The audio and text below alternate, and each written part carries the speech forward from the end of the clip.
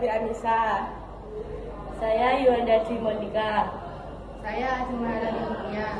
Saya Arya Ditya Putra. Saya Naufal Fatoni. Di sini kami akan mempresentasikan tentang potensi eksternal yang ada di daerah kami masing-masing.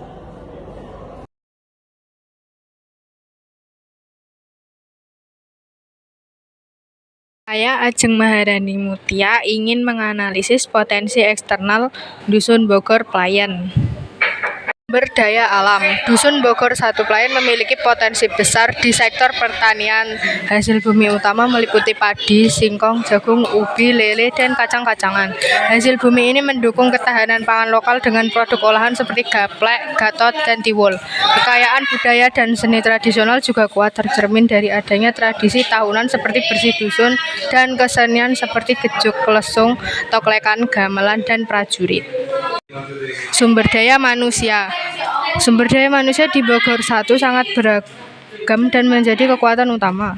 Kelompok sumber daya manusia ini mencangkup petani, kuli bangunan, dan pedagang. Sumber daya manusia dalam struktur pemerintahan dan sosial adalah dukuh.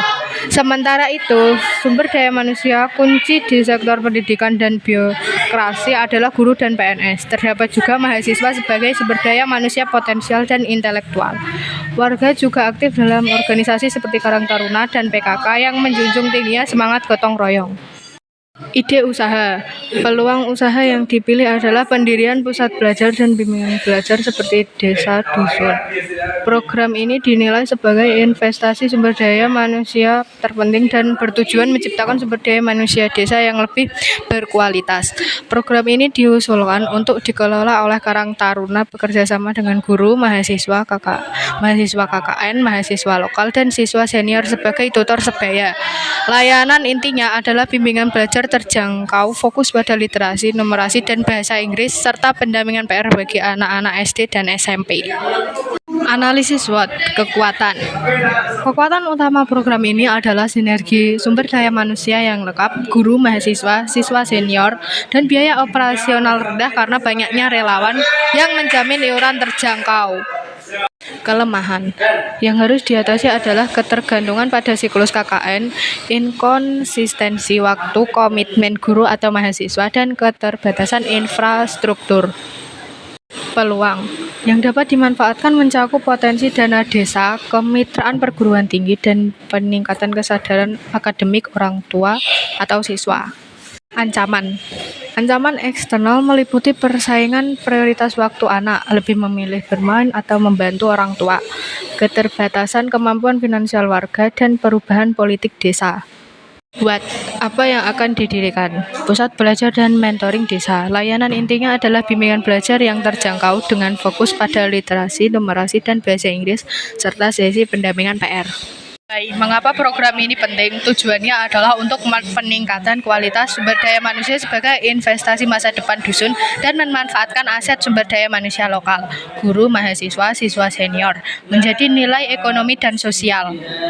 Siapa yang terlibat dan menjadi sasaran? Penanggung jawab atau manajer adalah Karang Taruna yang dibantu Dukuh. Tenaga pengajar inti adalah guru dan mahasiswa lokal atau KKN. Tutor pendamping adalah siswa-siswi SMA, SMK sederajat. Sasaran adalah anak-anak SD dan SMP di Dusun Bogor 1 Playen. Di mana kegiatan akan diselenggarakan, prioritas adalah memanfaatkan balai dusun atau ruangan PKK. Rencana jangka panjang adalah mengajukan dana desa untuk membangun ruang belajar komunal. Bagaimana mekanisme kerja dan keberlanjutannya? Pendanaan iuran terjangkau dari peserta dikombinasikan dengan alokasi dana desa. Strategi keberlanjutan tutor, mahasiswa KKN membuat model pengajaran standar untuk transfer ilmu, dan Karang Taruna menerapkan jadwal rotasi yang adil. Assalamualaikum warahmatullahi wabarakatuh. Halo teman-teman semuanya, perkenalkan nama saya Naufal Ahmad Fatoni dari kelas 11 DKV. Di sini saya akan mempresentasikan tentang analisis potensi eksternal yang ada di Dusun Jerakah. Yang pertama, kita akan membahas tentang sumber daya alam atau yang sering kita sebut adalah SDA. SDA Padukuhan Jerakah sangat melimpah, yaitu ada pepohonan besar dan bebatuan besar yang banyak. Dengan banyaknya pepohonan dan bebatuan yang ada Masyarakat Padukan Jerakah menggunakan atau melestarikan budaya dari nenek moyang dulu dengan cara ngeruat pohon dan batu tersebut. Masyarakat Padukan Jerakah masih sangat kental dengan budaya zaman dulu, sehingga media pohon dan batu dipercayai mempunyai kekuatan baik dalam menjaga kelestarian Padukan Jerakah tersebut. Yang kedua ada sumber daya manusia, yang sering kita sebut adalah SDM. Dilihat dari sumber daya manusia, Padukan Jerakah memiliki SDM yang cukup melimpah. Contohnya dari kelompok-kelompok kelembagaan padukuhan seperti kelompok PKK, PKH, Dasawisma, Posyandu, dan Karang Taruna. Padukan Jerakah juga memiliki jumlah penduduk yang lumayan banyak dengan jumlah kartu keluarga kurang lebih 150 KK. Dari jumlah KK yang disebutkan dibagi menjadi 8 RT. Dari adanya kelembagaan dan jumlah penduduk yang lumayan banyak ini di Padukan Jerakah memiliki satu kesenian yang dikelola oleh Padukan Jerakah sendiri dengan bekerja sama antar kelompok-kelompok kelembagaan, yaitu adalah kesenian jadilan. Kesenian jadilan yang ada ini sudah cukup dikenal di sekitar wilayah Padukan Jerakah. Kesenian jadilan ini juga kerap diundang atau ditangkap oleh masyarakat yang ada di sekitar wilayah Padukan Jerakah. Yang ketiga adalah menentukan ide usaha yang dapat di Padukan Jerakah ini lakukan, yaitu dengan adanya kesenian jadilan yang sudah cukup berkembang ini, Padukan Jerakah mungkin bisa mengembangkan kesenian ini agar lebih dikenal oleh kalangan masyarakat luas dengan cara mempromosikan kesenian ini melalui sosial media seperti Instagram, Facebook, TikTok, dan sebagainya. Selanjutnya, saya akan menjelaskan tentang SWOT melestarikan kesenian jadilan di Padukan Jerakah. Yang pertama ada S, yaitu strength atau kekuatan. Yang pertama banyaknya penggemar jadilan. Yang kedua, jadilan ini dapat dikreasikan. Yang kedua yaitu W, weakness atau kelemahan, kurangnya dana, adanya risiko ketidakmauan ikut dalam kesenian ini. Yang ketiga O, opportunities atau peluang. Peluangnya adalah kreasi, gerakan atau musik iringan. Yang keempat ada T, threats atau ancaman, yaitu banyaknya pesaing dan risiko terhadap perubahan zaman. 5B1H ada apa tujuannya? Tujuannya agar kesenian ini lebih dikenal oleh kalangan masyarakat luas. Siapa target audiensnya? Targetnya adalah kalangan masyarakat luas, termasuk generasi muda dan pengguna media sosial. Dan di mana promosi akan dilakukan?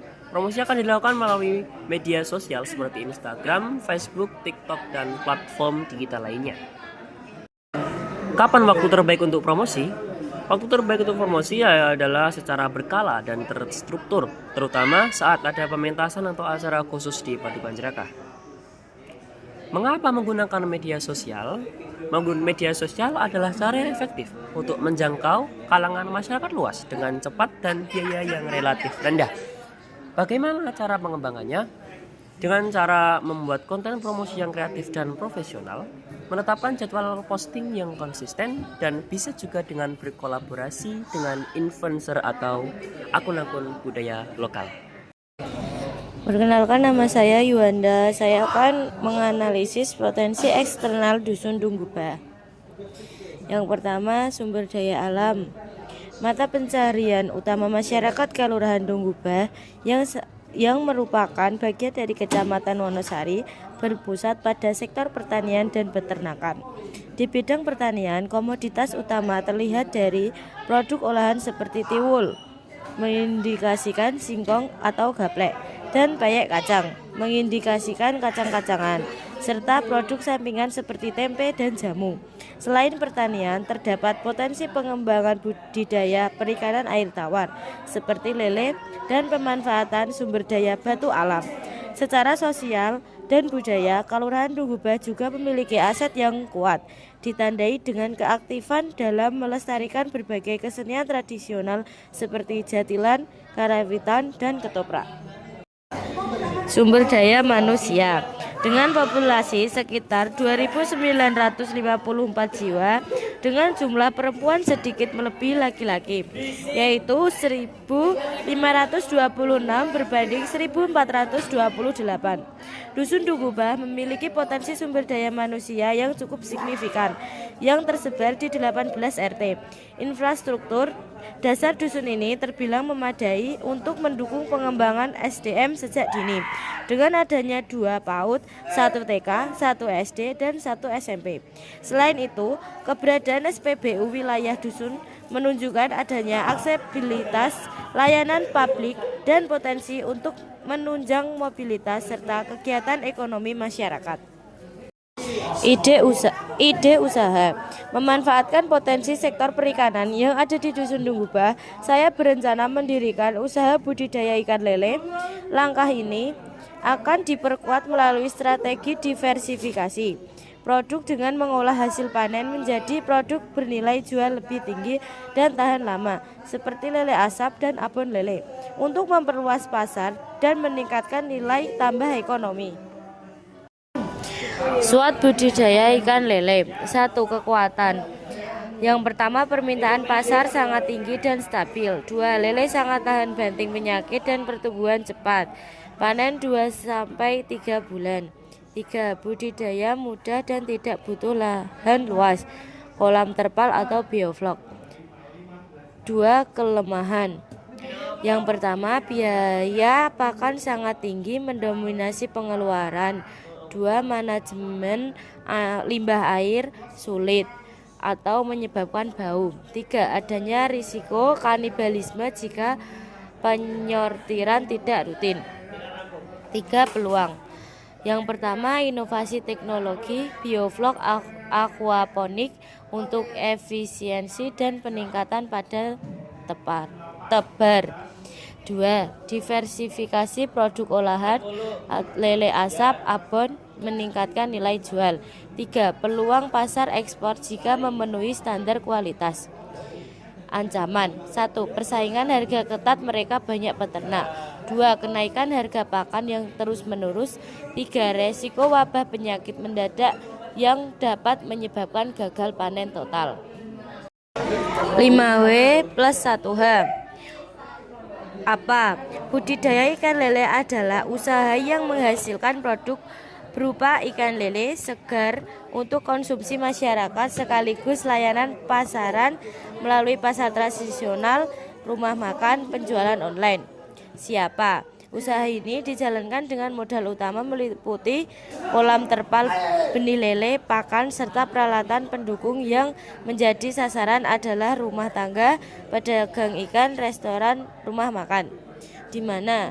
Dusun Dunggubah, Duet, Wonosari, Gunung Kidul. Kapan? Masa pemeliharaan berlangsung sekitar 3-4 bulan sebelum panen. Mengapa? Budidaya ikan lele memiliki potensi pasar yang tinggi karena lele tahan banting dan cepat panen. Namun, profitabilitas terancam oleh tingginya biaya pakan dan isu limbah atau kanibalisme. Solusi untuk mengamankan keuntungan dan mengatasi persaingan adalah dengan menerapkan inovasi teknologi seperti bioflok atau aquaponik untuk efisiensi pakan dan limbah, serta melakukan diversifikasi produk olahan lele asap atau abon untuk meningkatkan nilai jual. Bagaimana? Usaha budidaya lele dipilih karena permintaan pasar tinggi, harga stabil, dan teknik pemeliharaan mudah. Meski ada kelemahan seperti resiko penyakit dan biaya pakan, peluangnya besar karena konsumsi ikan terus meningkat. Tantangan utama adalah persaingan, cuaca, dan fluktuasi harga pakan. Proses budidaya dilakukan dengan menyiapkan kolam terpal, menebar benih, memberi pakan teratur, menjaga kualitas air, dan mengendalikan penyakit. Setelah 3-4 bulan, ikan siap dipanen dan dipasarkan ke pasar, rumah makan, maupun secara online. Analisis potensi eksternal daerah Kepek. Yang pertama, sumber daya alam dan budaya. Potensi sumber daya alam dan budaya di wilayah Kepek ini menawarkan keunikan tersendiri. Meskipun wilayah Kepek sudah tidak memiliki persawahan lagi, potensi alamnya masih terlihat, khususnya dengan adanya kebun ijo. Area ini memiliki potensi besar untuk dikembangkan menjadi tempat wisata kuliner dengan menyajikan pemandangan kebun hijau yang segar dan asri, memberikan pengalaman bersantap yang menyenangkan.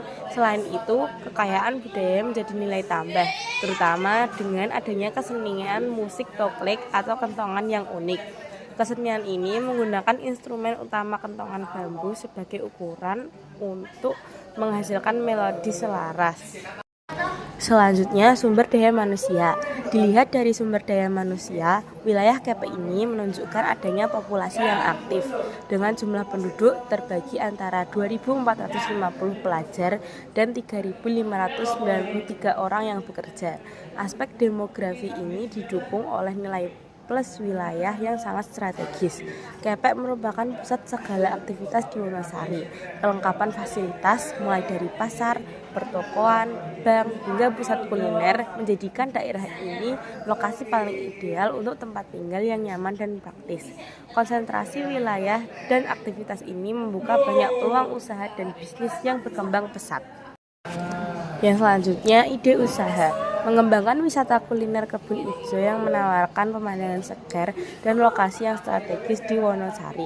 Berkonsep farm to table yang menyajikan menu lokal dan melakukan promosi di sosial media. Selain itu, pengalaman bersantap dapat diperkaya dengan menampilkan kesenian musik toklik atau kentongan secara berkala sebagai daya tarik budaya unik.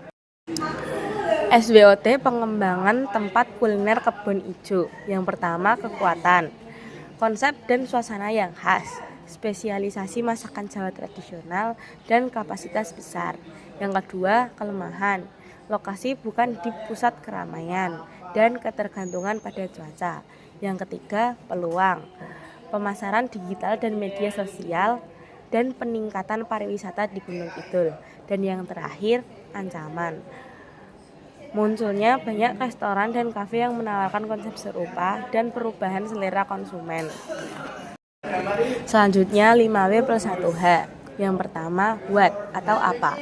Menawarkan produk makanan utama dengan menu Nusantara modern dan layanan restoran dengan suasana taman tersembunyi yang nyaman untuk makan, rapat informal, atau bekerja.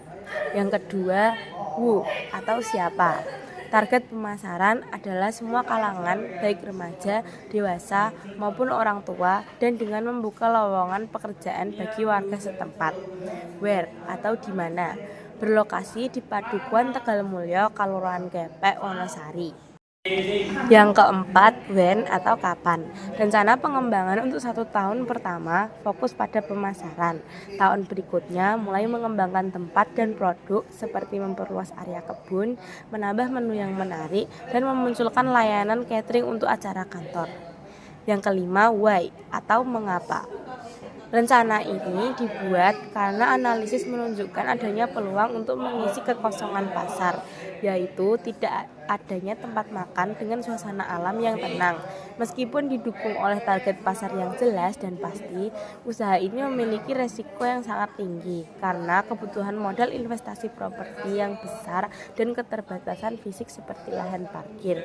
Oleh karena itu, usaha ini adalah sebuah proyek yang nantinya untuk menjadi ikon kuliner nomor 1 di Wonosari dengan target pasar premium.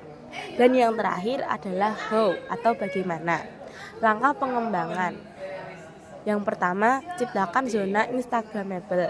Yang kedua, manfaatkan teknologi dan fasilitas modern. Dan yang ketiga, buat program dan promo khusus remaja.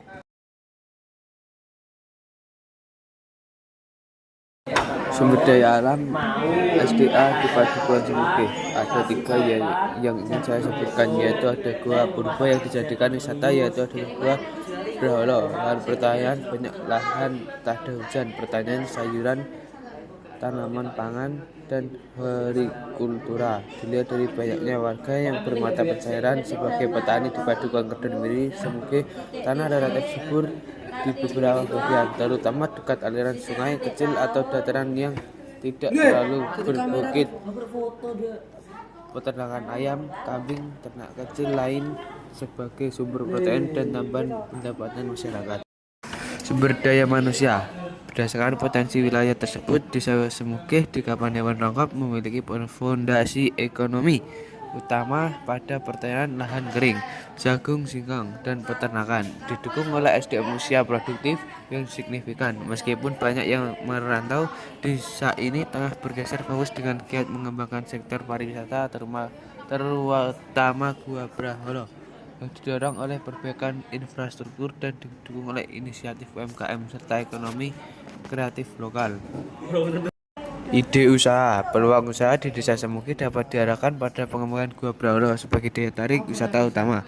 Pemanfaatan potensi ini mencakup penciptaan paket wisata, edukasi, dan wisata budaya yang menawarkan pengalaman unik bagi pengunjung. Selain itu, pengembangan Gua Braolo akan memacu pertumbuhan UMKM desa wisata lokal, seperti penyediaan kuliner khas, souvenir, dan layanan akomodasi yang secara langsung memberdayakan masyarakat sekitar. Spot Gua Braolo Semuki, kekuatan, strength, memiliki daya tarik wisata alam prasejarah Gua Purba, tempat ditemukannya fosil manusia dan hewan. 2. Keindahan alam sekitar, perbukitan kars, hutan, dan panorama Gunung Kidul. 3. Potensi penelitian, edukasi, dan wisata sejarah. 4. Dekat dengan masyarakat yang masih menjaga budaya lokal. 5. SDA alam, hutan, batuan kars, hasil bumi sekitar.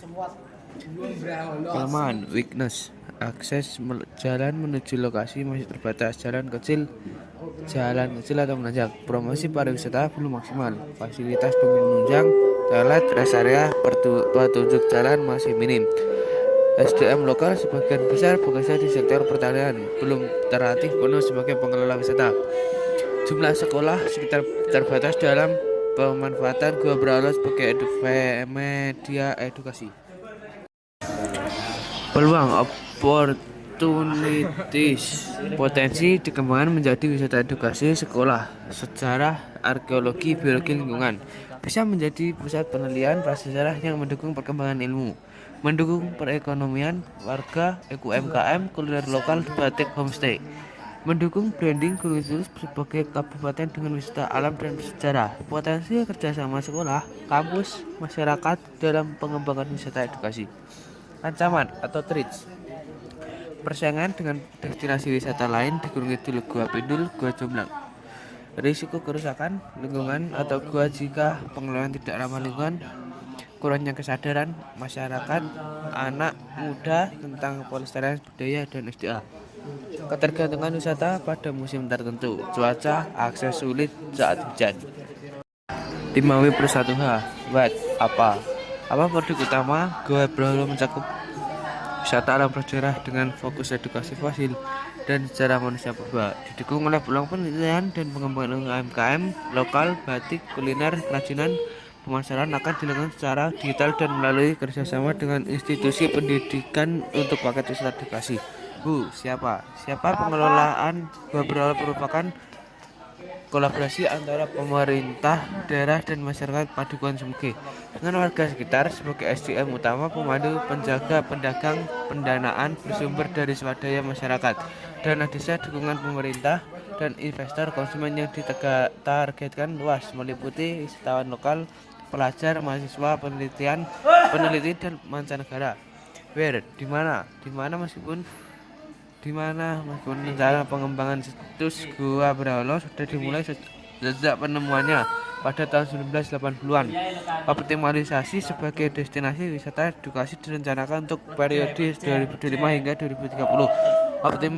Optimalisasi ini akan mengusung konsep terpadu yang mengintegrasikan 3 pilar utama: riset, edukasi, dan wisata.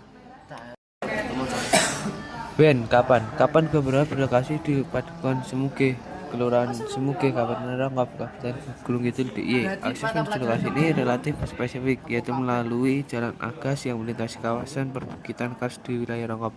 Mengapa Gua Braolo bernilai tinggi? Sebagai bukti sejarah manusia purba dan sumber edukasi, pemanfaatan potensi alam dan budaya ini esensial untuk mengangkat ekonomi lokal dan identitas daerah. Kesimpulannya, Gua Braolo adalah sumber belajar sekaligus peluang ekonomi masyarakat. Bagaimana pengembangan produk atau layanan akan diawali dengan identifikasi potensi lokal dan pelatihan masyarakat sebagai pengelola dan pemandu. Prosedur dilanjutkan dengan pembangunan fasilitas dasar, perencanaan paket wisata, edukasi, sejarah, penelitian, dan pengemasan produk lokal UMKM yang ditunjang oleh pemasaran digital dan kerjasama dengan institusi pendidikan. Sekian presentasi dari kelompok kami, kurang lebihnya kami mohon maaf. Wassalamualaikum